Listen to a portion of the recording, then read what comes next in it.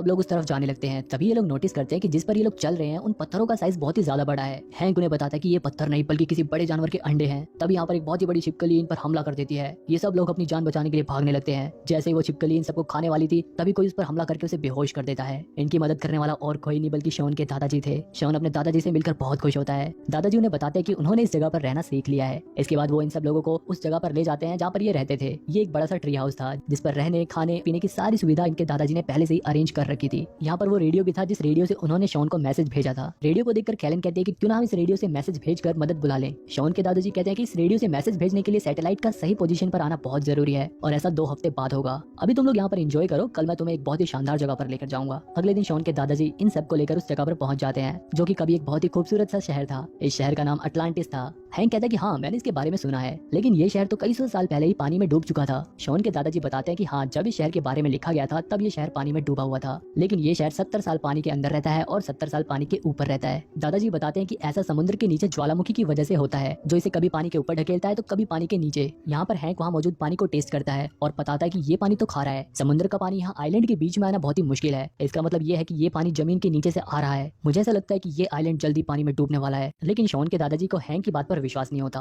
वो कहते हैं कि मेरी कैलकुलेशन के हिसाब से तो ये आइलैंड लगभग 14 साल बाद डूबने वाला था, लेकिन हैंक भी नेवी में काम करता था इसलिए वो यहाँ के माहौल को देखकर बताता है कि ये आइलैंड 2 से 3 दिन के अंदर डूब जाएगा। अब जिस किताब में इस आइलैंड के बारे में लिखा हुआ था उसी किताब में एक बहुत ही बड़ी सबमरीन यानी कि पनडुब्बी के बारे में भी लिखा हुआ था, जिसकी मदद से तूफान आने पर समुद्र के पानी यानी कि इस आइलैंड से बाहर निकला जा सकता है। हालांकि इस किताब में ये पनडुब्बी कहाँ पर मिलेगी इस बारे में कोई भी जिक्र नहीं था। इसके बाद शॉन के दादाजी इन सबको कैप्टन नीमो की समाधि के पास ले जाते हैं जिन्होंने उस किताब को लिखा था। वो उन्हें बताते हैं कि ये समाधि कैप्टन नीमो के दोस्तों ने बनवाई है। यहाँ पर कैप्टन नीमो की समाधि के पास उनकी लिखी हुई एक डायरी भी मिलती है जिसे कैलन बाहर ले आती है। उस डायरी को पढ़कर इन्हें पता चलता है कि कैप्टन नीमो इंडिया से थे। उन्होंने इस डायरी में ये भी लिखा हुआ था कि वो पनडुब्बी इस आइलैंड के दूसरी तरफ है जो कि एक ज्वालामुखी की चोटी पर है। अब ये सब उस जगह पर जल्द से जल्द पहुंचने के लिए एक शॉर्टकट रास्ते से निकलते हैं। रास्ते में इन्हें बहुत ही अजीबोगरीब पेड़ मिलते हैं। इसके अलावा यहाँ पर बहुत ही बड़ी बड़ी चींटियां भी होती है। ये लोग जिस रास्ते से जा रहे थे वो रास्ता भी बहुत ही ज्यादा खतरनाक था। किसी भी तरह इन्हें अपनी जान बचाने के लिए जल्द से जल्द उस पनडुब्बी तक पहुंचना था। रास्ते में इन्हें एक ज्वालामुखी भी दिखाई देता है जिसके अंदर से लावा की जगह सोना निकलता था। शॉन उस ज्वालामुखी के पास जाना चाहता था लेकिन हैंक उसे वहां जाने से मना करता है। वो कहता है कि तुम मेरी जिम्मेदारी हो, मैं तुम्हें खतरे में नहीं डाल सकता। कैलन भी शॉन को समझाती है कि हमें जल्द से जल्द पनडुब्बी तक पहुंचना होगा और यहाँ से बाहर निकलना होगा। इसके बाद थोड़ी दूर आगे जाने के बाद इनके सामने एक बहुत ही बड़ा पहाड़ पड़ता है। अब इन्हें पहाड़ की दूसरी चोटी पर जाना था इसलिए यहाँ पर शॉन के दादाजी दिमाग लगाते हैं और एक बहुत ही बड़ी मधुमक्खी के ऊपर बैठकर इन लोगों से कहते हैं कि हम इन मधुमक्खियों के ऊपर बैठकर इन मधुमक्खियों की मदद से इस पहाड़ी की दूसरी चोटी तक जाएंगे। इससे हमारा काफी समय भी बच जाएगा। हालांकि ये काफी खतरनाक हो सकता था लेकिन के अलावा इन लोगों के पास और कोई ऑप्शन भी नहीं था। ये सब मधुमक्खियों पर बैठकर पहाड़ी की दूसरी चोटी पर जाना शुरू कर देते हैं। तभी इनके ऊपर बड़े बड़े पक्षी हमला कर देते हैं। 2 पक्षियों को तो हैंक अपनी चालाकी से ठिकाने लगा देता है, वहीं एक बर्ड शॉन और कैलन के भी पीछे पड़ी होती है और बैलेंस बिगड़ने की वजह से कैलन नीचे गिरने लगती है, लेकिन एन मौके पर शॉन उसे बचा लेता है। इसके बाद शॉन एक बर्ड को बड़ी चालाकी से अपने पीछे लगाकर मकड़ी के जाले में फंसा देता है, लेकिन इस चालाकी के चक्कर में वो नीचे गिर जाता है और उसके एक पैर में फ्रैक्चर भी हो जाता है। इसके बाद हैंक उसे उठाकर एक सेफ जगह पर ले आता है और ये सब रात गुजारने के लिए वहीं पर रुक जाते हैं। हैंक शॉन के लिए गाना भी गाता है ताकि उसका ध्यान पेन से डाइवर्ट हो सके।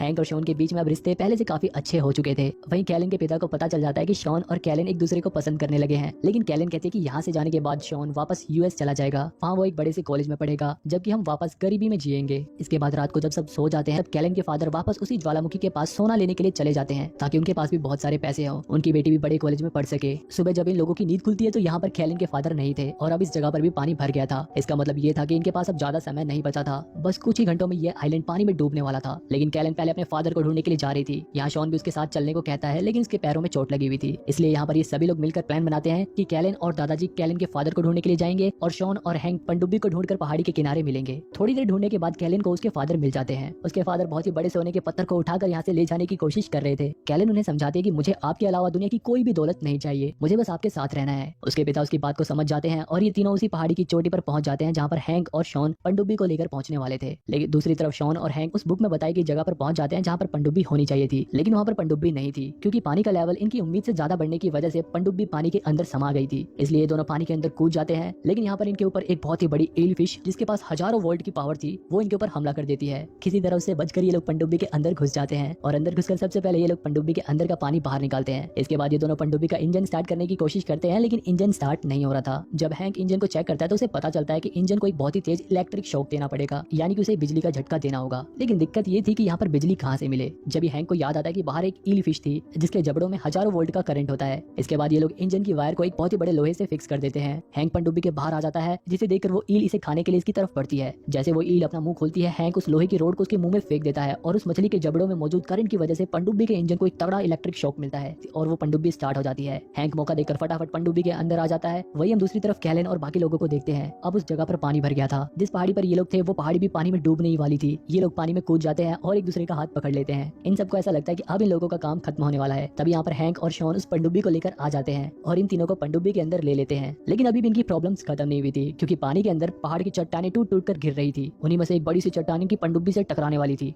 हैंक कैलन के फादर को पनडुब्बी चलाने को कहता है और शॉन से कहता है कि जब मैं कहूँ तब तुम ये बटन दबा देना। इसके बाद शॉन पनडुब्बी के अंदर मिसाइल लॉन्च करता है और शॉन के बटन दबाते ही वो मिसाइल जाकर उस चट्टान से टकराती है और चट्टान के टुकड़े टुकड़े हो जाते हैं और इनकी पनडुब्बी सही सलामत वहां से बाहर निकल जाती है। ये लोग बहुत खुश होते हैं क्योंकि अब ये लोग इस जगह से सही सलामत बाहर निकल रहे थे। कैलन और शॉन एक दूसरे को गले लगा लेते हैं। इसके बाद हम 6 महीने के बाद का सीन देखते हैं। कैलन के फादर के पास अब उनका वो पुराना हेलीकॉप्टर तो नहीं था, लेकिन अब इनके पास एक बहुत ही बड़ी सी यूनिक पनडुब्बी थी जिसकी मदद से इनका टूरिस्ट गाइड का काम बहुत ही अच्छा चल रहा था। कैलन भी अब यूएस में रहने लगी थी और आज शॉन का बर्थडे है। उसके मॉम और डैड के अलावा उसके दादाजी भी उसे मिलने आते हैं और उसे गिफ्ट में एक बुक देते हैं जिसका नाम था From Earth to the Moon. और उसके दादाजी शॉन से कहते हैं कि अब हमारी फैमिली का अगला एडवेंचर ये जगह होगी। यहीं पर ये मूवी